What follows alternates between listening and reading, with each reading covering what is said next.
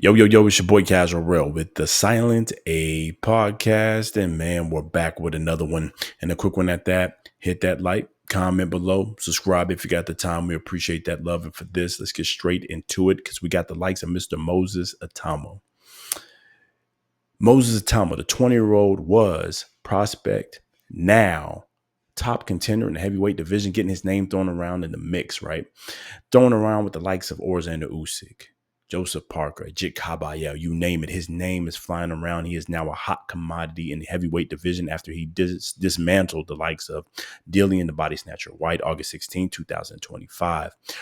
Really displayed that he is at another level, especially for a 20-year-old heavyweight fighter. Let's hit that again.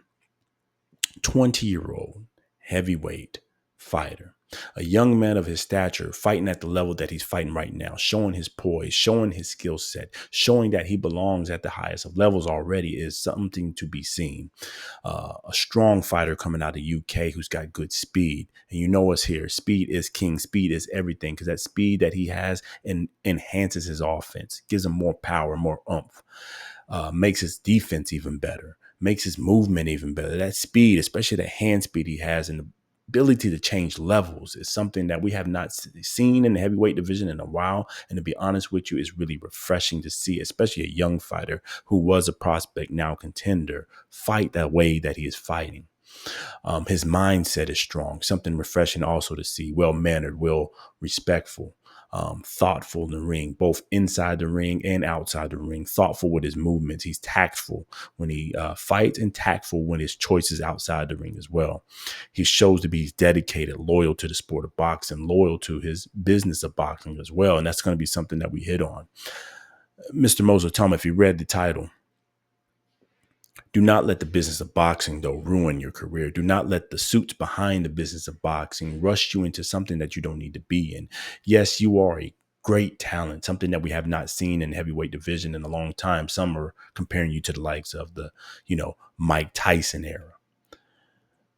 But at the same time, don't let them rush you into something that you're not prepared for yet. Only you know where you're prepared to be in your camp. But beating the likes of Dillian White, in my personal opinion, does not get you ready for the likes of Alexander Usyk or Joseph Parker or Jit Caballero. Don't let that victory and the dismantling of a veteran, old dog veteran of that, misconceive where you truly are at or where your barometer test is. He is good, Mr. Moses Itauma. He is a great fighter at this point, in my personal opinion. But at the level of top contender, I'm not too sure yet. Because styles make fight, and I think Dillian's style fell right into a good matchup for the likes of Mr. Moses Itauma. Don't let the business of boxing move you too quick, too fast into something that could set you back, or at least kind of break that momentum and confidence level that you've got going on right now. Because that momentum that you've got, that building that you've got going on for yourself in your career is something that's precious, something that is going to help strengthen the foundation of your career and build you into that future Hall of Famer, that future great, that future face of boxing that I think many see that you can be. Coming out of UK, I think you can really push that, get your audience behind you, get your skill set honed up, fined, and perfected to the point you come out and take over the division and start what we can call the Moses Itauma era. Now, you can take that leap of faith and jump out and take on the likes of a Usyk, a Jit Caballero, Joseph Parker, and, and possibly can beat them. You do have that good eye test. You do have the goods. But at the same time, we just don't want to set back that momentum, rush you too quick and find out some things that in the wrong light on the biggest stage possible that we probably didn't want to find out in that kind of way. At the same time, it could be the Canelo type effect.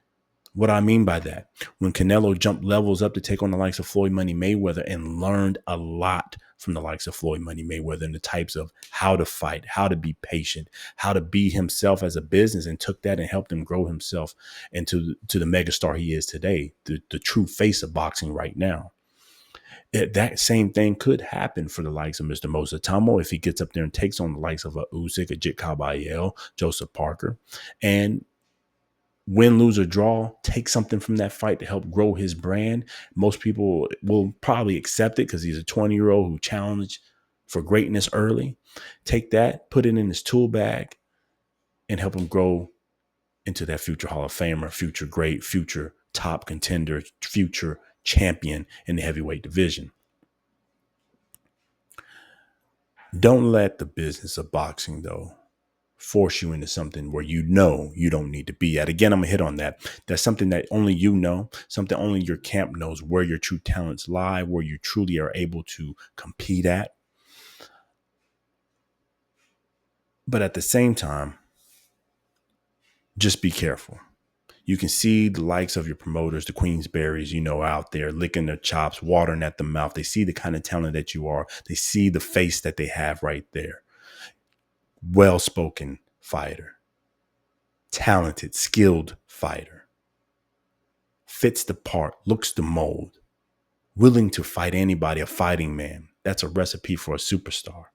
And they're going to try to ink every little bit of money up out of you. But at the same time, own yourself, own your brand, be your own man, be independent, and let them know where you want to go, where you're trying to be, and how you're going to appropriately challenge yourself to get into that championship contention and turn your career into an era.